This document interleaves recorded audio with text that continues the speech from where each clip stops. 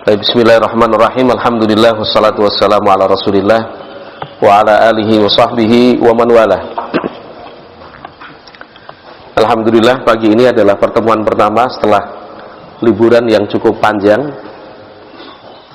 liburan Ramadan dan liburan Lebaran.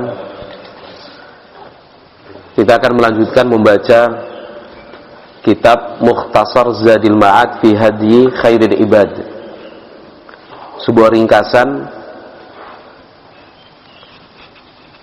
karya tulis yang berjudul Zadul Ma'ad fi Hadyi Khairil Ibad, karya Ibnul Qayyim rahimahullah. Jadi Al-Imam Ibnul Qayyim itu menulis kitab judulnya Zadul Ma'ad fi Hadyi Khairil Ibad, yang artinya bekal menuju akhirat, menjelaskan tentang petunjuk dan tuntunan Nabi SAW, ya, hamba terbaik dalam semua aspek dan bidang kehidupan. Kitab ini beliau tulis dalam perjalanan safar dalam rangka ibadah haji, ya, yang menunjukkan keluasan dan kedalaman ilmu Ibnul Qayyim rahimahullah. Kitab asalnya atau kitab aslinya itu kurang lebih ada 4 jilid, artinya berbeda penerbit, berbeda jumlah jilid, tetapi rata-rata penerbit menjadikannya 4 jilid, ya, cukup tebal dan banyak halaman yang harus dibaca. Maka kemudian kita memutuskan untuk yang dibaca adalah ringkasannya. Yang dimaksud ringkasan di sini betul-betul ringkasan, artinya tidak ada penambahan atau pengurangan dari Dr. Ahmad bin Utsman Al-Mazid yang meringkasnya, ya. Bukan kemudian difahami kemudian disampaikan menggunakan bahasa yang lain, bukan.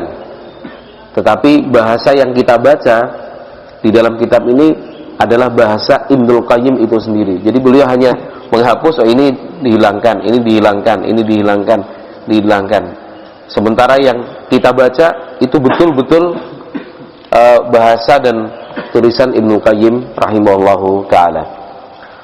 Baik, pasal yang ke-22 ini yang akan kita lanjutkan setelah kita membaca keterangan dari Ibnul Qayyim rahimahullah tentang kehidupan pribadi Rasulullah sallallahu alaihi wasallam, mulai dari nama, ya, yang Allah berikan untuk Nabi Muhammad sallallahu alaihi wasallam, orang tua, kemudian keluarga, istri-istri beliau, lalu putra-putri beliau, kemudian kondisi awal keislaman, orang-orang dekatnya, siapa yang menjadi pengawal pribadi, yang menjadi muadzin, yang menjadi penulis wahyu, ya, yang kemudian menjadi juru bicara, kemudian para pejabat yang beliau tunjuk, ya. Banyak hal sudah kita baca, ya.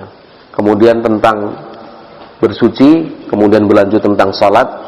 Salat pun kemudian beliau bagi-bagi pembahasannya. Kali ini yang kita baca adalah pasal yang ke-22. Kata Ibnul Qayyim rahimahullahu ta'ala, faslun fi hadihi sallallahu alaihi wasallam fil idaini. Pasal berikut ini menjelaskan tentang tuntunan dan petunjuk dari Nabi Muhammad sallallahu alaihi wasallam terkait pelaksanaan salat hari raya Idul Fitri dan Idul Adha. Qala rahimahullahu ta'ala, kana sallallahu alaihi wasallam yusallil idaini fil musalla. Nabi Muhammad sallallahu alaihi wasallam melaksanakan salat 2 hari raya di tanah lapang. Yang dimaksud al-musalla, ya, bukan dalam bahasa keseharian yang kita pakai di Indonesia. Kalau di Indonesia kan musalla itu ya masjid kecil, ya, atau masjid yang dimanfaatkan untuk melaksanakan salat 5 waktu, tetapi salat Jumat tidak.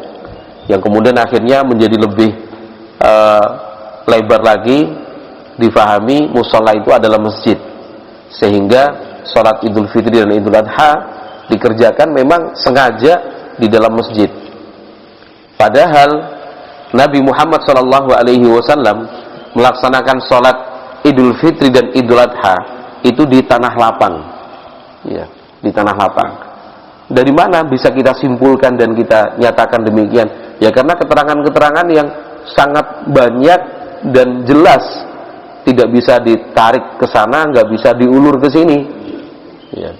Bagaimana penjelasan bahwa para sahabat dulu bersama Rasulullah SAW kalau melaksanakan sholat di musola itu mereka keluar meninggalkan rumah, ya. Kemudian jalan yang dipilih ketika berangkat dan pulang itu berbeda. Ya. Kemudian digambarkan suasana musolanya, ya. Bagaimana bentuknya tempat yang lapang, kemudian tanah, ditancapkan tombak di depan sebagai sutrahnya Nabi Shallallahu Alaihi Wasallam. Kemudian bagaimana kaum perempuan walaupun sedang berhalangan tetap dianjurkan untuk datang ikut meramaikan, walaupun mereka tidak melaksanakan sholat, tapi mereka di tempat yang terpisah. Bagaimana Nabi alaihi salatu wasallam menyampaikan khutbahnya sekali untuk kaum muslimin yang putra dan secara khusus untuk yang putri. Bagaimana sahabat Bilal membawa dan menerima perhiasan-perhiasan yang disumbangkan dan disedekahkan kaum wanita. Jadi penjelasan seperti itu menunjukkan itu bukan masjid, itu bukan sebuah bangunan, tapi sebuah tempat yang lapang, sebuah tempat yang luas, ya. Itu yang dimaksud al-musalla. Qala rahimallahu ta'ala wa huwal musalla. Kalau secara bahasa sendiri al-musalla itu kan tempat pelaksanaan salat. Ya. Di mana letaknya? Allazi ala babil madinati syarqi. Yang letaknya ada di arah pintu kota Madinah di bagian timur. Ya. Di bagian timur. Yudha'u fihi mahmalul haji. Biasanya lokasi itu juga digunakan untuk menampung atau lokasi yang dipilih untuk transit rombongan haji. Rombongan haji kan banyak, ya. Waktu itu Masjid Nabawi masih tidak seluas seperti sekarang, masih terhitung kecil, sehingga diperlukan sebuah lokasi untuk menampung jamaah haji yang akan berangkat menuju Mekah. Jadi tempatnya luas, dibangunlah di sana tenda-tenda, perkemahan, ya.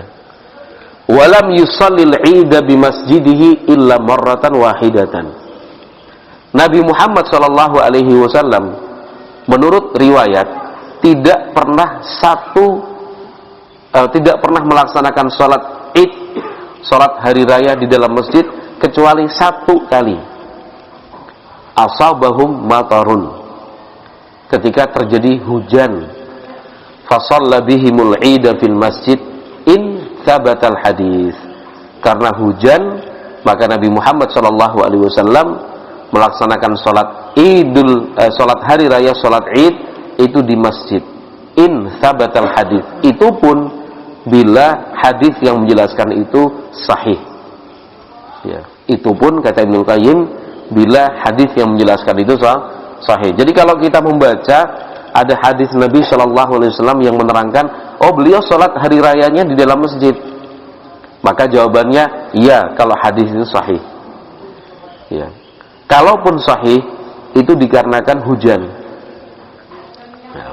Padahal kita sama-sama tahu bahwa keutamaan sholat Id, keutamaan sholat di masjid Nabi Shallallahu Alaihi Wasallam itu kan 1000 kali lipat.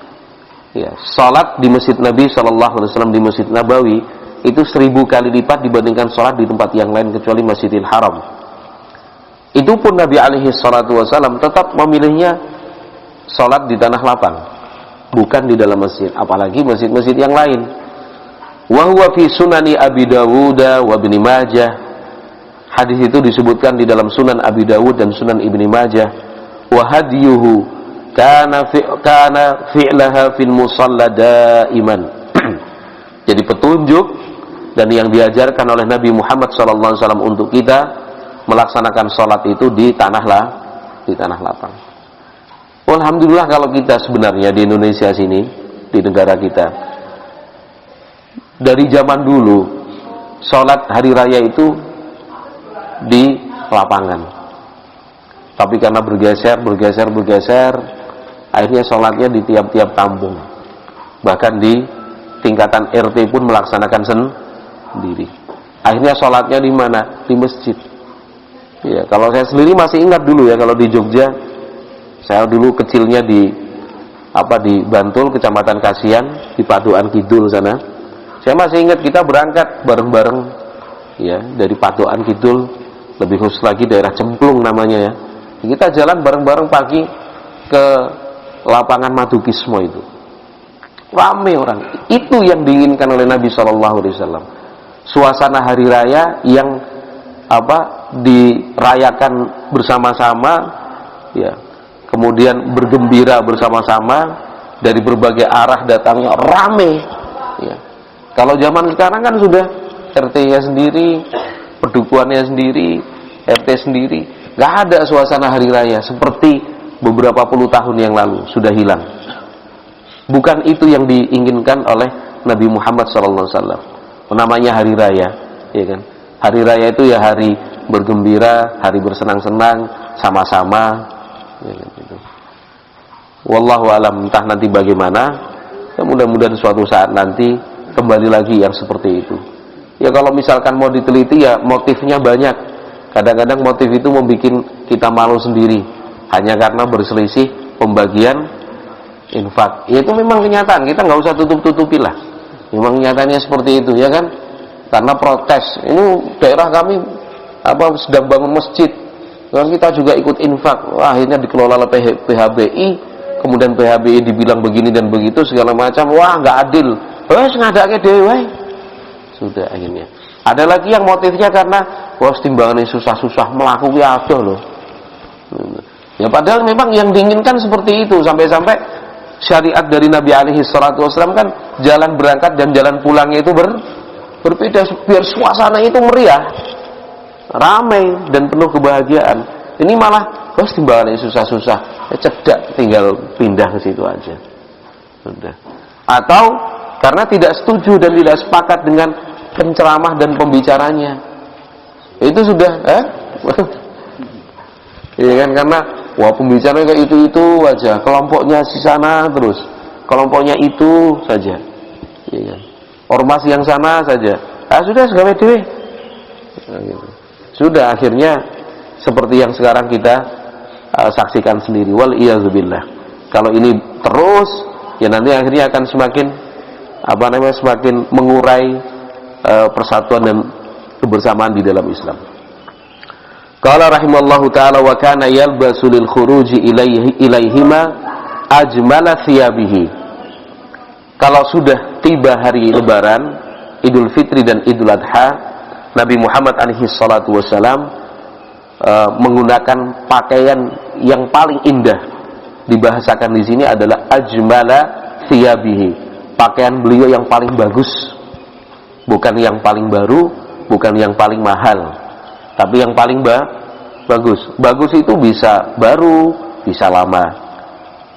Bagus itu bisa mahal, bisa murah. Tapi yang menjadi ketentuan bukan harga dan bukan berapa lama, tetapi bagus dan tidaknya. Mana yang paling bagus itu yang paling pakai. Artinya hari raya itu memang hari yang istimewa, ya. Jangan malah kelihatan sedih, jangan malah kelihatan melas, jangan malah kemudian membuat orang lain merasa iba. Jadi wajarlah kalau misalkan kita punya anak-anak, kemudian pas lebaran kemudian minta baju baru, itu sesuatu yang wajar, ya, sesuatu yang wajar. Jangan kemudian dipatahkan hatinya, wah nggak bener itu dek, kan itu lebaran ini ora kudu klambi anyar, padahal ternyata alasannya karena pelit aja, karena nggak mau mengeluarkan uang untuk untuk anaknya. Janganlah, itu memang hari istimewa. Kalau memang mampu belikan, ya. Kalau memang tidak mampu ya dipersiapkan sejak sebulan 2 bulan sebelumnya supaya mampu. Tinggal kita nego sama anak-anak tentang harganya. Wah, yo aja sing sak yuta 500 to, Dek. Sak yuta 500 sih satu tuku 5, satu tuku 7 yang harga sekian. Enggak apa-apa baru, tapi harganya sekian. Fakana lahu hullatan yalbasuha lil idaini wal jum'ah. Bahkan Nabi Muhammad SAW itu memiliki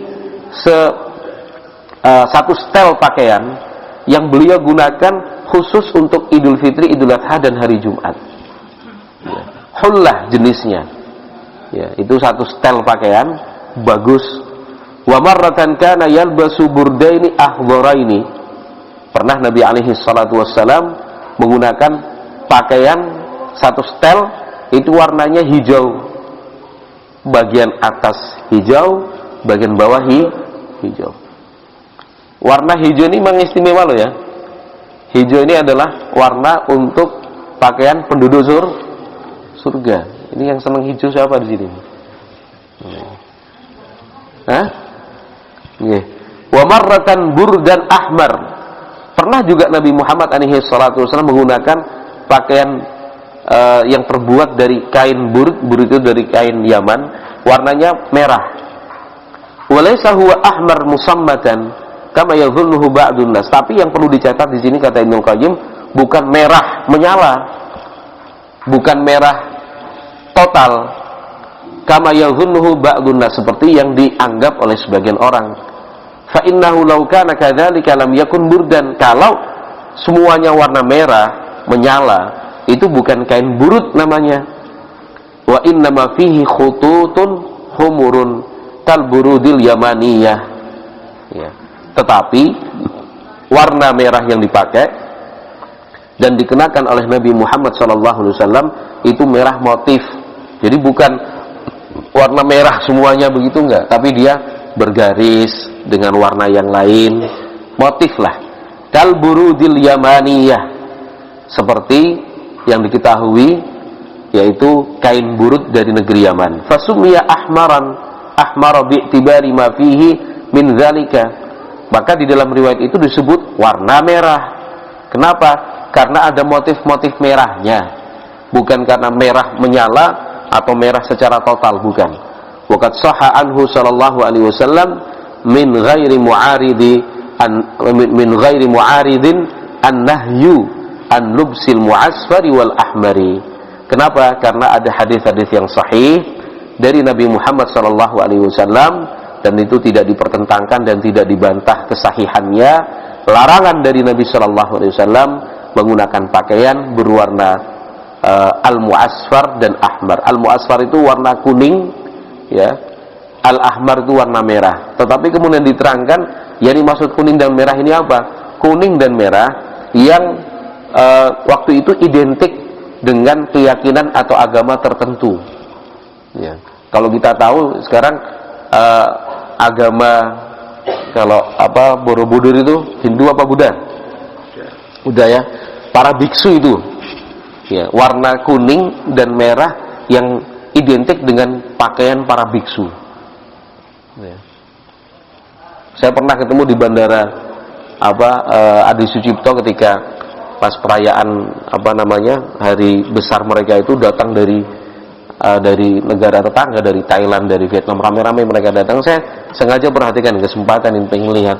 Oh, ternyata warnanya memang khas dia, warna kuning dan merah yang itu identik dengan agama atau keyakinan tertentu. Artinya yang di luar Islam. Mungkin juga bisa dimasukkan dengan larangan dari Nabi Muhammad SAW untuk bertasyabuh, ya, menyerupai orang-orang kafir. Tapi yang jelas kita harus hati-hatilah dengan dua warna ini, merah dan kuning yang apa? Satu yang menyala, yang kedua yang istilahnya yang total atau penuh itu apa namanya? Dominan atau polos ya. Tapi kalau motif boleh, bukan berarti merah dan kuningnya itu yang nggak boleh, bukan. Kemudian akhirnya wah ini Indonesia berarti wah bener bendera nih, jangan gitu. Bar ngaji sama Pak Susanto ganti bendera ini. Enggak, bukan seperti itu yang dimaksud ya. Tapi warna-warna yang mencirikan atau mengidentikan dengan agama tertentu. Taib. Wa kana sallallahu alaihi wasallam ya'kulu qabla khurujihi fi Idul Fitri tamaratin. Pada pelaksanaan salat Idul Fitri, sebelum beliau berangkat menuju tempat melaksanakan salat, beliau menikmati beberapa butir kurma terlebih dahulu. Ya, kalau kita bilang sekarang sarapan ringan. Wa ya'kuluhunna witran. Jumlahnya ganjil. Bisa 1, 3, 5, 7. Yang jelas sebelum berangkat sholat Idul Fitri makan dulu. Ya, kalau misalkan nggak ada kurma kemudian opor ayam boleh, ya kan? Kalau misalkan kacang boleh, roti boleh, minum boleh, ya. Wa amma fi Idul Adha fa kana la yat'amu hatta yarji'a minal musalla fa ya'kulu min udhiyatihi. Adapun pada pelaksanaan salat Idul Adha, Nabi Muhammad alaihi salatu wasallam berangkat itu tidak makan. Ya, tidak sarapan sampai beliau pulang dari tempat pelaksanaan salat, kemudian beliau menyembelih, kemudian fa ya'kulu min udhiyatihi. Nabi Muhammad sallallahu alaihi wasallam itu makan dari hasil olahan daging kurban yang sudah beliau sembelih sendiri. Nah, kalau kita mungkin nggak kuat ya, habis sholat subuh nunggu sholat id jam 6 misalkan, pulang ya, nggak langsung nyembelih biasanya ya kan, nunggu jam 8, setengah 8 kumpul nyembelih dulu, nanti ada yang dimasak baru dimakan ya. Di sini artinya bukan kemudian wah haram itu atau dosa itu, atau kita katakan dilarang atau nggak boleh itu, bukan seperti itu ya. Silahkan tetap makan, minum, ya, walaupun bukan dari daging korban, boleh. Baik. Wa kana sallallahu alaihi wasallam yagtasilul 'idi in sahal haditsu fihi. Nabi Muhammad alaihi salatu wasallam sebelum melaksanakan salat hari raya itu beliau mandi terlebih dahulu jika hadisnya sahih. Wa fihi haditsani dha'ifani. Ada dua hadis yang menjelaskan tetapi kedua-duanya dhaif. Walakin thabata 'an Ibnu Umar ma'a shiddati ittiba'ihi li sunnati annahu kana yaghtasilu yaumal 'idi qabla al-khuruji. Akan tetapi ada sebuah hadis yang sahih dari sahabat Ibnu Umar radhiyallahu anhuma, dan kita ketahui bersama bahwa sahabat Ibnu Umar ini ma'a shiddati ittiba'ihi li sunnah adalah profil sahabat yang paling semangat untuk mengikuti dan meniru apa yang dilakukan oleh Nabi Muhammad SAW. Disebutkan bahwa sahabat Ibnu Umar itu kalau sholat hari raya beliau mandi terlebih dahulu sebelum berangkat. Itu ada catatan ma'asyiddati tibaihi li sunnah. Sahabat Ibnu Umar itu adalah profil sahabat yang paling semangat untuk meniru dan mengikuti Nabi Muhammad SAW, melebihi sahabat yang lain. Ya. Contohnya makan, minum, tidur, buang air, itu sampai-sampai sahabat Ibnu Umar mencari posisi dan letak yang dulunya Nabi Muhammad makan, minum, tidur, buang air di situ. Ya. Misalkan berangkat ke Mekah ini, berangkat haji atau umrah, tidak, saya lupa di situ haji atau ke umrah. Sahabat Ibnu Umar itu dalam perjalanan itu nyari-nyari tempat, kan itu. Mau ngapain? Ditanya mau ngapain? Enggak, saya dulu pernah melihat Rasulullah itu buang air kecil di sini. Jadi saya juga ingin buang air kecil di tempat yang dulu Rasulullah SAW buang air kecil di situ. Itu sampai seperti itunya sahabat Ibnu Umar radhiyallahu anhuma untuk mengikuti Nabi Muhammad SAW, sehingga beliau itu punya yaitu sahabat Ibnu Umar punya nilai yang lebih ketika kita membahas tentang fikih. Ya. Apa yang beliau lakukan, apa yang beliau ucapkan itu menjadi sesuatu yang memiliki nilai lebih dibandingkan riwayat-riwayat sahabat yang lain. Wallahu a'lam bishawab. Kita cukupkan sekian di pertemuan kita yang pertama. Insyaallah akan kita lanjutkan pada pertemuan yang akan datang besok pagi insyaallah taala. Baik, subhanakallahumma wa bihamdika asyhadu an la ilaha illa anta astaghfiruka wa atubu ilaik. Walhamdulillahi rabbil alamin.